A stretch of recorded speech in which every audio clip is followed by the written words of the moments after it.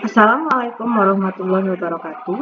Baiklah teman-teman sekalian, kali ini kita akan mencoba simulasi dari gerak parabola. Coba kita buka pad Indonesia. Kita ambil pad simulasi online untuk fisika, kimia, biologi, dan banyak lagi. Karena kita ingin mencoba gerak parabola, kita ambil simulasi fisika. Oke, gerak parabola HTML-nya kita hilangkan dulu. Kita pilih yang gerak. Ini yang sudah diterjemahkan ke dalam bahasa Indonesia. Oke, dan ternyata gerak parabola itu belum ada terjemahannya dalam bahasa Indonesia. Kita ambil yang projectile motion. Di sini kita akan mencoba simulasi gerak parabola dan juga ada fitur pengukuran untuk tinggi, kecepatan, dan juga jarak terjauh. Oke, di sini yang pertama kita coba di intro. Di sini itu dilempar dari ketinggiannya bisa kita atur, mau di tanah juga bisa. Oke, mau di tanah. Nah, ada beberapa pengaturan di sini. Ada masanya bisa kita atur, diameternya ini ada hambatan udara atau tidak ada hambatan udara. Ingin melihat vektornya bisa juga. Ini adalah fitur untuk mengukur jarak atau ketinggiannya juga bisa. Dan ini adalah alat ukur waktu, jarak, dan juga ketinggiannya. Nanti bisa kita letakkan ke titik yang ingin kita ukur. Ini ada fitur untuk memperbesar dan memperkecilnya. Oke. Jadi bisa diperbesar dan diperkecil sesuai kebutuhan kita. Kita coba dari ketinggian 0. Kita coba sudut istimewa di 30 derajat. Kita coba kecepatannya 10 meter per second tanpa hambatan udara. Oke, kita lempar. Mungkin kurang jelas ya, bisa kita perbesar. Nah, di sini bisa kita ambil pengukurannya.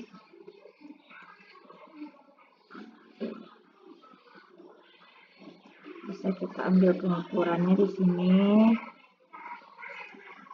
Nah, dari sini kita akan mengukur berapa sih jarak terjauh yang ditempuhnya. Ternyata jarak terjauhnya itu adalah 8,68 meter. Nanti kita bisa minta bandingkan, siswa bandingkan dengan perhitungan. Apakah benar 8,608 meter, 68 meter dengan kecepatan 10 dan sudut 30 derajat. Kita bisa ukur di titik tertinggi ini, ternyata butuh waktu 0,5 sekon, jaraknya 4,41, dan ketinggiannya 1,27 meter. Dan di titik terjauh itu juga bisa kita ukur, waktunya 1 sekon, jaraknya itu 8,66 meter, dan ketinggiannya itu di 0. Waktunya 1,02, 1 sekon.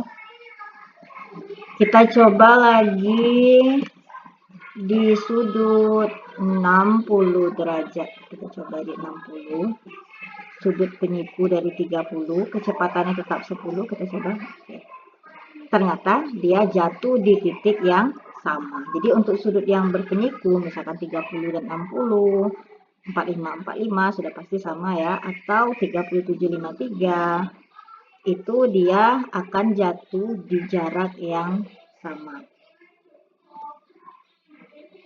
Nah, tapi ketinggiannya berbeda dan waktu tempuhnya sama, jaraknya sama, tapi untuk titik puncaknya itu ketinggiannya berbeda.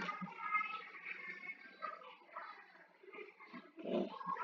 Sekarang kita coba lagi, misalkan kita coba 37 tidak bisa ya. Coba 35 dulu. 35 dan 55. Oke, sama. Dia juga sudut berpenyiku, tapi memang tidak sudut istimewa di sini. Dia juga jatuh di posisi yang sama.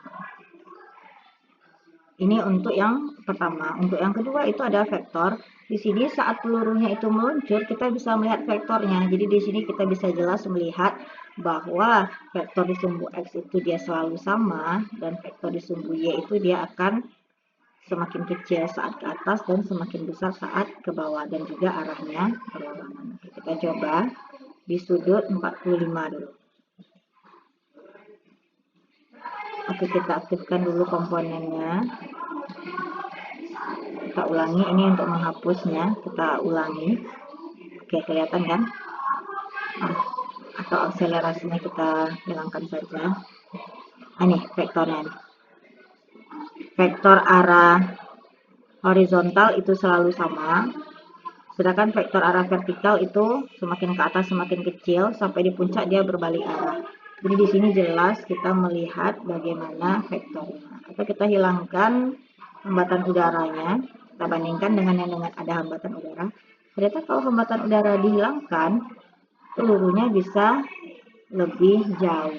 Dan biasanya dalam perhitungan kita di soal-soal itu dianggap hambatan udara sama dengan 0. Jadi kalau sudut 45 dengan kecepatan 20 meter itu kalau kita cari dengan perhitungan, berarti nanti didapatkan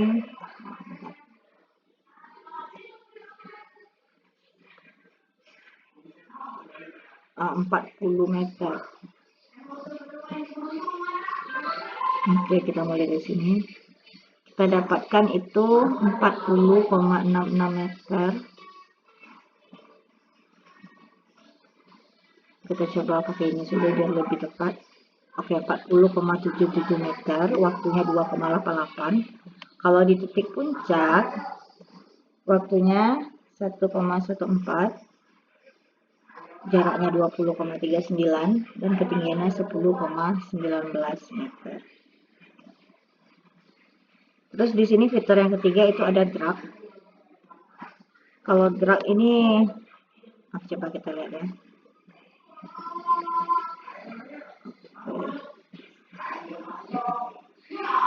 Dia ada hampir mirip dengan tadi, ada titik putus-putusnya.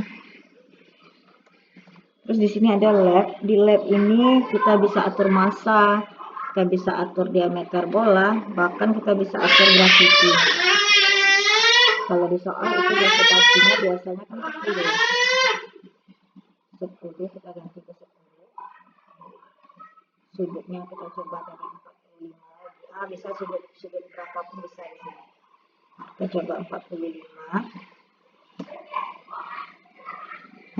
Kecepatannya kita coba di 20. Oke. Jadi ini bisa kita hitung, ini sama dengan perhitungan di soal-soal dengan gravitasi 10. Ini kecepatan, ini jaraknya 40 meter.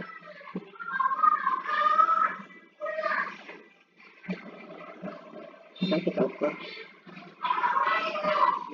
Hampir 40 meter. Waktunya 2,8 atau 2 akar 2 ini. Kalau di atas itu waktunya ini akar 2 1,4, ketinggiannya 10 meter, jaraknya 19,8. Jadi ini persis seperti yang di soal-soal. Kita bisa atur. Kalau di soal kita itu kecepatan 20 atau 10, kita bisa atur sudutnya sesuka hati kita. Di sini tidak dibatasi kelipatan 5. Kita bisa atur gravitasinya apakah mau 9,8 atau 10.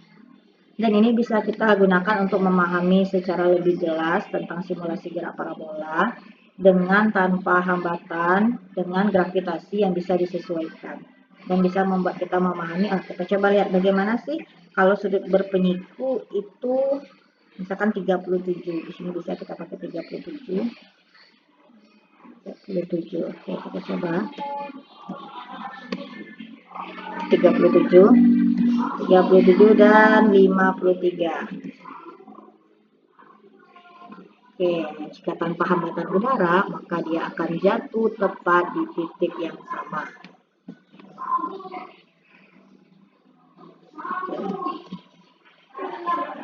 Dia jatuh di titik yang sama. Waktunya berbeda ya. Kalau yang ini dia 1,2. sini dia 1,6 untuk mencapai puncak. Dan ini bisa kita gunakan untuk belajar, untuk simulasi, dan bisa silakan buat LKPD yang menyesuaikan. Di sini kita juga bisa mengajak siswa kita untuk bermain game. Bagaimana caranya supaya tepat jatuh di landasan ini di 15 meter. Mungkin dia bisa mencoba. Kecepatannya ditambah. Kita bisa mengatur kecepatan dan terlalu cepat. Kita bisa mengatur kecepatan dan sudutnya di sini. Oke. Belum. Kurangi kecepatannya. Oke, dapat bintang 2. Atau bisa kita atur sudutnya.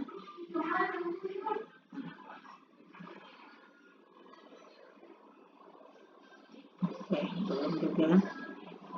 Jadi di sini kita bisa bermain game, membuat siswa mencari di kecepatan berapa, oke bintang 3, di kecepatan berapa dan di sudut berapa peluru itu bisa mendarat tepat sasaran. Oke, demikian dulu untuk pembelajaran kita kali ini. Nanti linknya akan saya letakkan di deskripsi box, di deskripsi.